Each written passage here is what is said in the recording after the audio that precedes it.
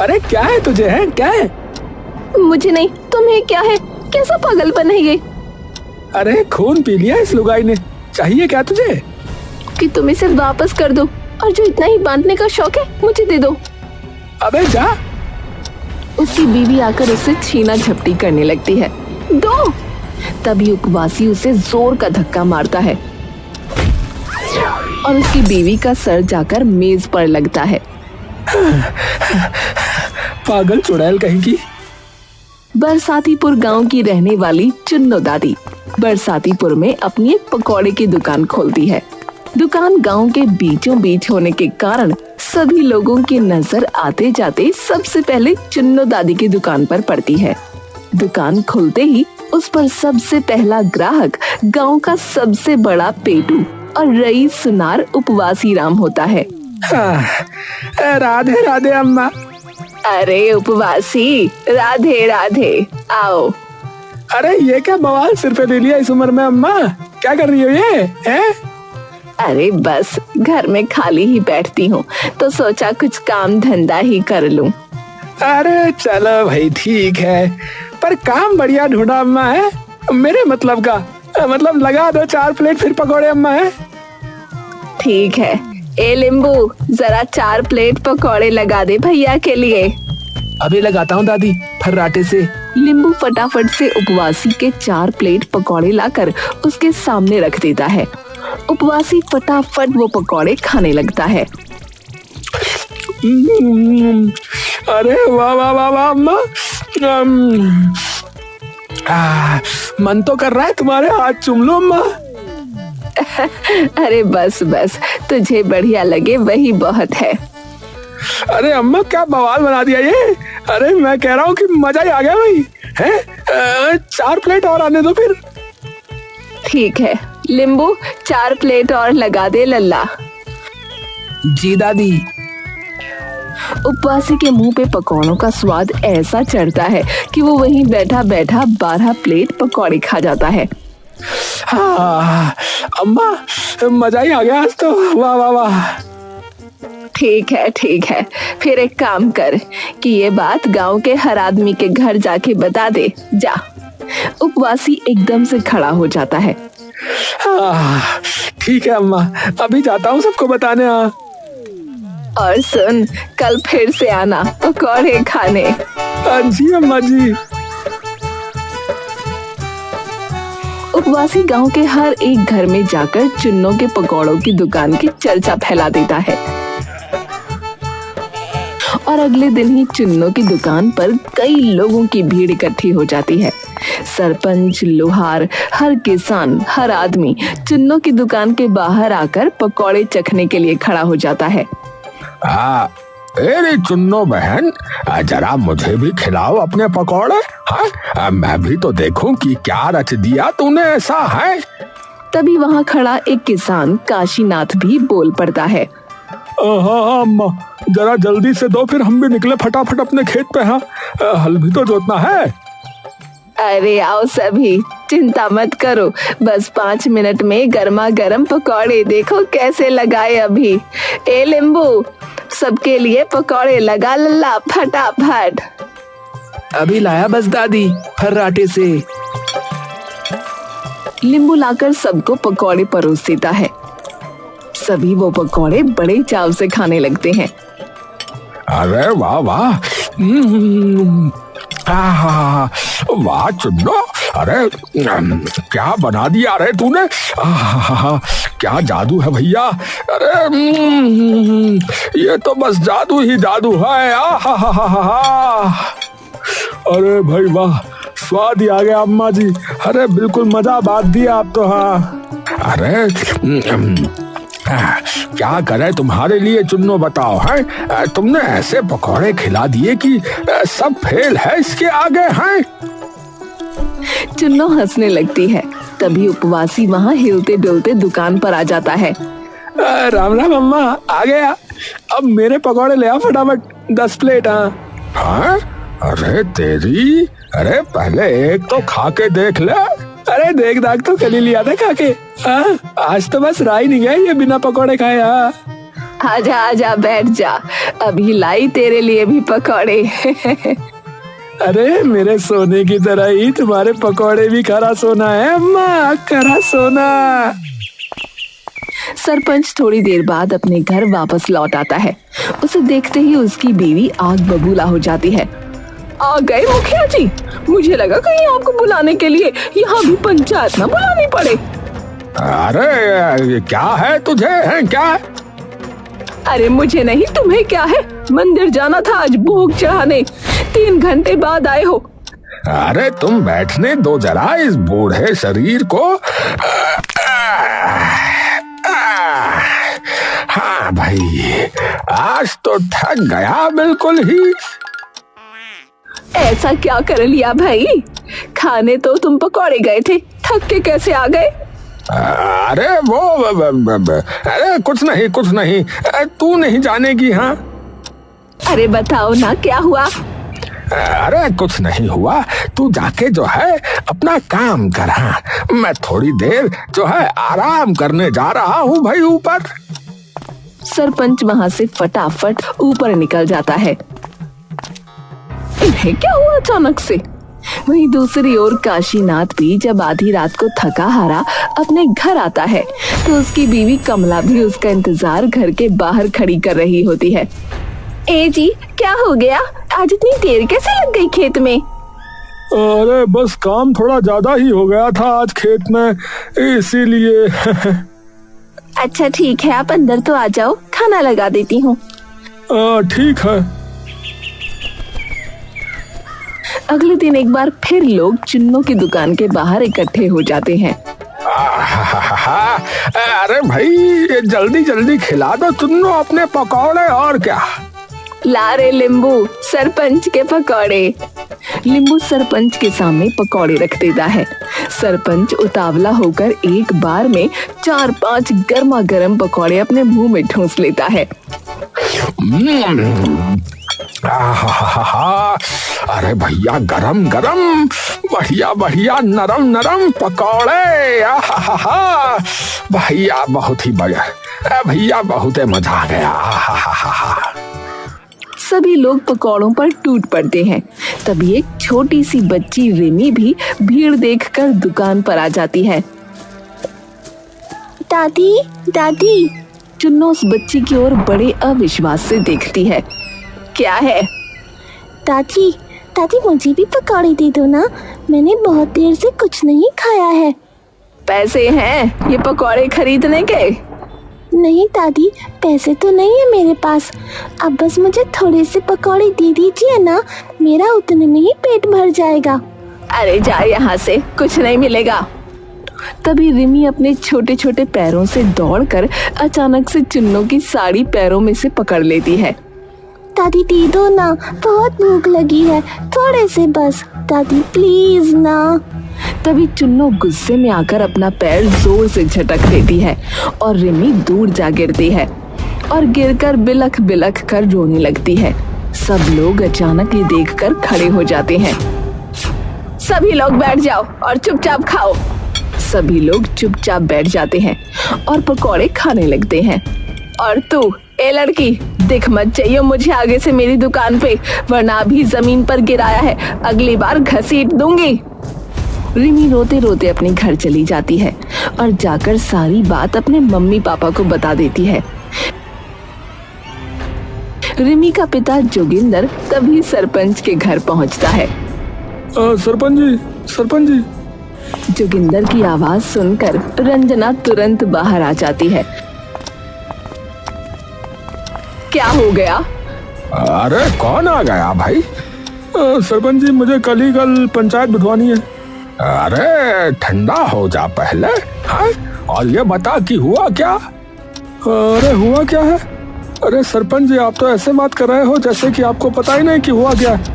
अरे उस चुन्नू ने आज मेरी फूल जैसी बेटी को लात मार दी, और आपने भी सब देखा था सरपंच जी, फिर भी कुछ नहीं किया। रंजना चौंक कर सरपंच की ओर देखती है। वो तेरी लड़की थी? हाँ सरपंच जी, हाँ। अगर मेरी बच्ची ने थोड़ा सा खाने के लिए कुछ मांग भी लिया तो कौन सा पाप कर दिया, ये बताइए।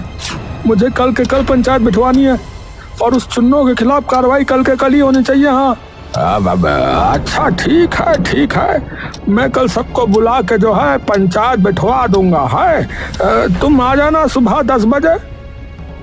जोगिंदर इतना कहकर वहां से निकल जाता है। उस लड़की को सच में तुम्हारे सामने मारा था? सरपंच चुपचाप खड़ा अपनी बीवी की तरफ देखता रहता है।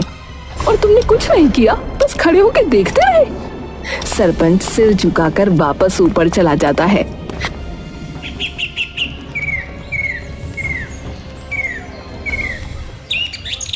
अगले दिन पूरी पंचायत बैठती है, जहां चुन्नो, उपवासी, काशीनाथ, जोगिंदर और उनकी बीवियां भी मौजूद होती हैं। जोगिंदर भाई, सबसे पहले तो आप अपनी फरियाद या जो भी आपकी समस्या है वो पूरी पंचायत को विस्तार से बताइए। धन्यवाद सरपंच जी। सरपंच जी, कल सुबह मेरी बेटी इस चुन्नों की दुकान पे गई। बेचारी को भूख लगी होगी तो उसने थोड़ी सी जिद कर ली और साड़ी पकड़ ली इस चुन्नों की, लेकिन इसने मेरी बेटी को इतनी तेज अपने पैर से धकेला कि मेरी बेटी के दोनों हाथ छिल गए और ऊपर से उसे मारने की धमकी भी दी। सभी लोगों में ये सुनते ही हलचल मच जाती है। रंजना एक तरफ खड़ी होकर चुपचाप बस अपने पति सरपंच की ओर एकटक देखती रहती है। वहीं सरपंच पहले चुपचाप जोगिंदर की ओर देखता है और फिर चुन्नो की ओर। चुन्नो दूर से ही सरपंच की आंखों में आंखें डालकर इशारा करने लगती है, मानो सरपंच को वो आंखों आंखों में कोई बात कह रही हो। सरपंच और चुन्नो की आंखों आंखों के ये इशारे रंजना दूर खड़ी चुपचाप देखती रहती है। तो देखो भाइयों और बहनों, ये जबकि बात कर रहा है तब वहाँ कल मैं भी मौजूद था, तो मैंने अपनी आंखों से जो है देखा था यह सारा मामला। मैं तो बस ये कहना चाहूंगा कि इसमें चुन्नों की कोई गलती नहीं है। अरे क्या, पर आप ये कैसे? अरे तेरी बेटी उस पर चीख चिल्ला रही थी और चुन्नों की साड़ी आकर जबरदस्ती खींच रही थी और उसे उल्टा सीधा भी बोले जा रही थी, तो गलती जो है तेरी बेटी की ही है। और अगर मेरा भरोसा नहीं तो इनमें से और कई लोग भी वहाँ मौजूद थे, उनसे पूछ लो, बेझिझक पूछो। बताओ भाइयों, क्या चुन्नों ने कुछ गलत किया था? सभी लोग चुपचाप खड़े रहते हैं, कोई कुछ नहीं बोलता। अरे तो फिर खत्म करो ये सारी बात और आगे से अपनी बेटी को वहाँ आने के लिए मना कर देना। अरे पर सरपंच जी, वो बच्ची है, वो क्यों? अरे सुन लिया ना तूने कि किसी ने भी ऐसा कुछ नहीं देखा जो भी वहाँ मौजूद था। पंचायत खत्म होते ही सरपंच एकदम से रंजना की नजरों से मानो ओझल हो जाता है। रंजना उसका इंतजार पूरा दिन घर पर करती है।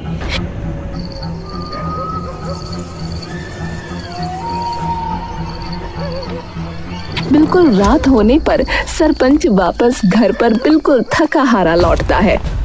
आज फिर से देर? हाँ, वो काम था कुछ। कौन सा काम? अरे था कुछ काम, हर चीज थोड़े ही बताऊंगा। हाँ? तो ये बता सकते हो कि क्यों आपने भरी पंचायत में झूठ बोला उस बच्ची के खिलाफ?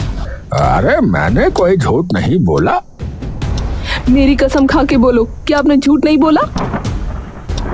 सरपंच रंजना से नजरें चुराकर उसको जवाब देने लगता है।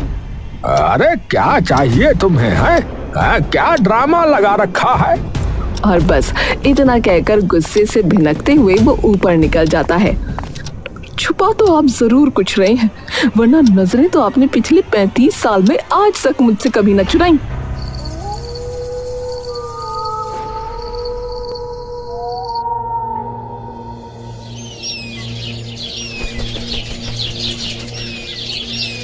अगले दिन रंजना सरपंच के निकलते ही उसके पीछे पीछे निकल जाती है।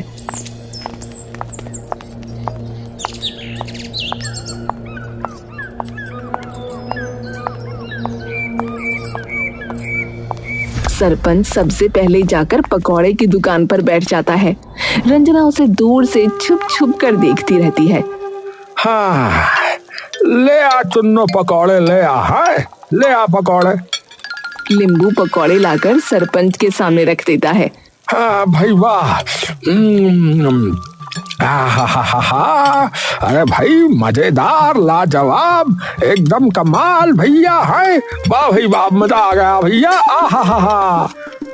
तभी धीरे धीरे करके और लोग भी वहाँ इकट्ठे हो जाते हैं। ये सारे लोग तो कल पंचायत में भी थे। सभी लोग मजे से पकौड़े खाते हैं और तभी रंजना देखती है कि सभी लोग चुन्नों के पीछे पीछे कहीं जा रहे हैं।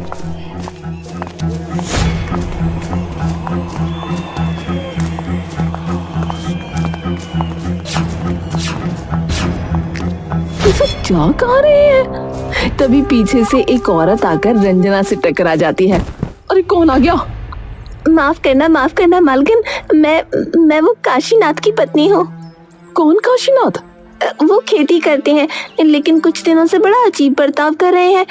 मुझसे बातें छुपा रहे हैं, घर पर भी देर से आ रहे हैं, और ये सब तभी से शुरू हुआ जब से वो पकौड़े की दुकान खुली है। मेरे पति भी बिल्कुल यही कर रहे हैं। तुम चलो मेरे साथ। ये लोग इस चुन्नों के पीछे पीछे जा रहे हैं। दोनों मिलकर उनके पीछे चली जाती हैं।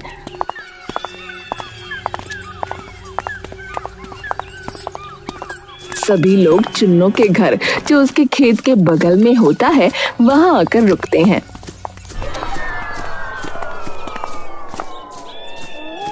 चुन्नो जाकर एक चारपाई पर लेट जाती है।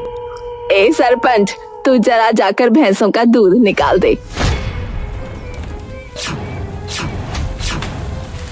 सरपंच जाकर भैंसों का दूध निकालने लगता है। हे भगवान, घर पे तो इस दानव ने कभी एक बर्तन तक उठा के रसोई में न रखा, और गैर औरतों की भैंसों का दूध भी निकाल रहा है। दरिंदा कहीं का। तभी फिर से एक बार चुन्नों की आवाज आती है। ए काशीनाथ, तू जाके पानी दे मेरे खेतों में। 4 दिन तो तुझे सिर्फ खेत जोतने में लग गए। ये सुन के कमला भी हक्की बक्की रह जाती है। ये सब क्या है? और उपवासी तू, मुझे अपनी घर की दीवारें ठीक करानी है और गर्मी बहुत है, तो शहर के अमीरों की तरह अपने घर में भी मुझे एसी लगवाना है। तो एक काम कर, अपनी दुकान से एक हार ले आ और मुझे दे दे। ठीक है। और पहले जाके बर्तन धो, और तुम सभी फटाफट घर की सफाई करो, और फिर मेरे कपड़े धो देना। मैं इतने सो रही हूँ। पूरे घर में मानो कई नौकर लग गए हों। कोई झाड़ू लगा रहा था तो कोई पोंछा, कोई बर्तन मांज रहा था तो कोई खाना बना रहा था। कमला और रंजना ये सब देखकर हैरान रह जाती हैं। ये क्या करवा रही है हमारे पतियों से?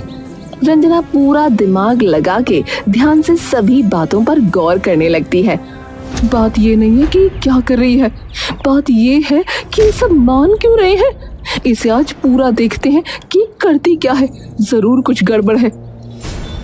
उपवासी जल्दी जल्दी अपने घर पर आता है और तिजोरी से अपना सबसे कीमती हार लेकर जा ही रहा होता है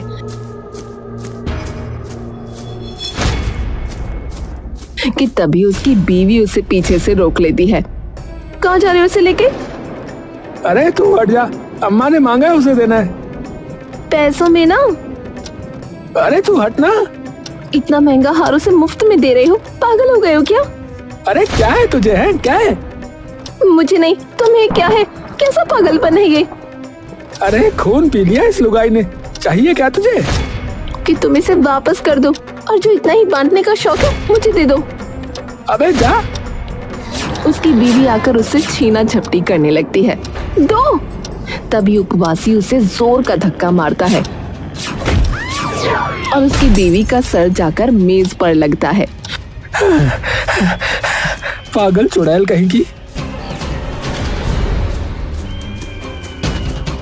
तभी उसकी बीवी धीरे से उठकर उसका पीछा करने लगती है।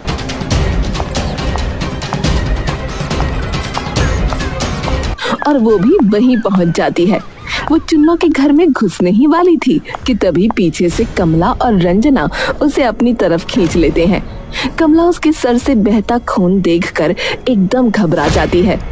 रंजना उसके सर पर अपनी चुन्नी रख देती है। ये कैसे हुआ? पता नहीं मौसी, इन्हें क्या हो गया? आज इतना महंगा हार घर से लेकर चले गए इस चुन्नों को देने। हाँ, उसने कहा तो था।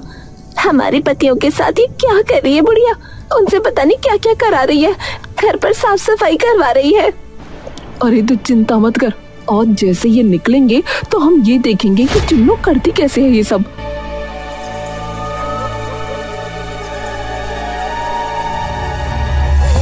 रात गहराती जा रही थी। सारे मर्द थक कर चुन्नू के घर से निकल गए। बस 3 परछाइयां, रंजना, कमला और उपवासी की बीवी चुपचाप इंतजार करती रहीं। जैसे ही आखिरी आदमी दरवाजे से बाहर निकला, तीनों औरतें दबे पांव पीछे पीछे चल पड़ीं।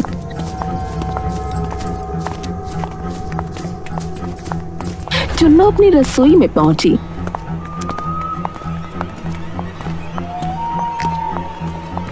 पहले तो वो एकदम सामान्य ढंग से आलू काटने लगी, तेल गरम करने लगी। कढ़ाई से छन छन की आवाज गूंज रही थी।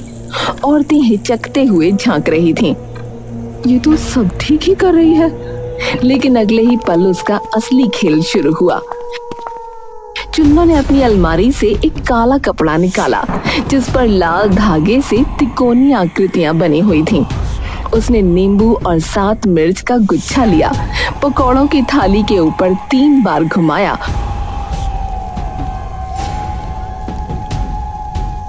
और फिर मंत्र बुदबुदाने लगी। उसने थाली पर थोड़ा सा भस्म छिड़का और फिर उसी तांत्रिक कपड़े से पकौड़ों को ढक दिया। चुन्नू की आंखें चमक रही थीं। बस अब इन पकौड़ों को खाकर ये मूर्ख मेरे आदेश को मानेंगे। सरपंच से लेकर काशीनाथ तक सबकी जमीनें, सबकी बीवियां, सब मेरा होगा। बरसातीपुर अब मेरा गुलाम गांव बनेगा। लिंबू पास खड़ा हंस पड़ा। अम्मा, फिर तो आप सबसे बड़ी मालकिन बन जाओगी ना? हाँ रे, सब कुछ मेरा होगा, कोई ना टोक पाएगा मुझे। ये सुनकर तीनों औरतों के होश उड़ गए। अरे ये तो गांव ही हड़पने चली है। हमारे मर्द इसके गुलाम बन चुके हैं। अब नहीं, आज इसे उसी के जाल में फंसाएंगे। इसी बीच चुन्नू ने थाली से एक पकौड़ा उठाया और आंखें मूंद कर उसमें फूंक मारने लगी। ठीक उसी पल औरतें टूट पड़ीं। रंजना ने उसका हाथ पकड़ लिया, कमला ने पीछे से उसके शरीर को जकड़ लिया और उपवासी की बीवी ने वही पकौड़ा उठाकर जबरदस्ती उसके मुंह में ठूंस दिया। चुन्नू की आंखें उलट गईं, उसका शरीर कांपने लगा, काले कपड़े से धुआं सा उठने लगा और सारा जादू उसी पर उल्टा पड़ गया। वो जमीन पर गिर पड़ी, कराहते हुए चीखी, नहीं, ये नहीं हो सकता। रंजना ने उसका चेहरा जोर से पकड़ लिया। अब तू ही सबको सच्चाई बताएगी। हर घर जाकर बता कि तूने कैसे सबको अपने जादू से गुलाम बनाया। फिर अपनी दुकान को अपने हाथों से आग लगा और हमेशा के लिए इस गांव से चली जा। हाँ, मैं करूंगी, सब सच बताऊंगी।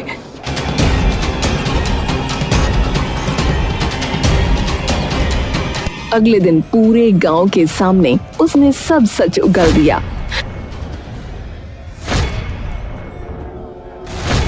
अपनी दुकान को आग लगाई और फटी फटी आंखों से गांव छोड़ दिया। तीनों औरतें दूर से सब देख रही थीं। उनकी आंखों में थकान थी, लेकिन अब डर नहीं, सिर्फ जीत की चमक थी।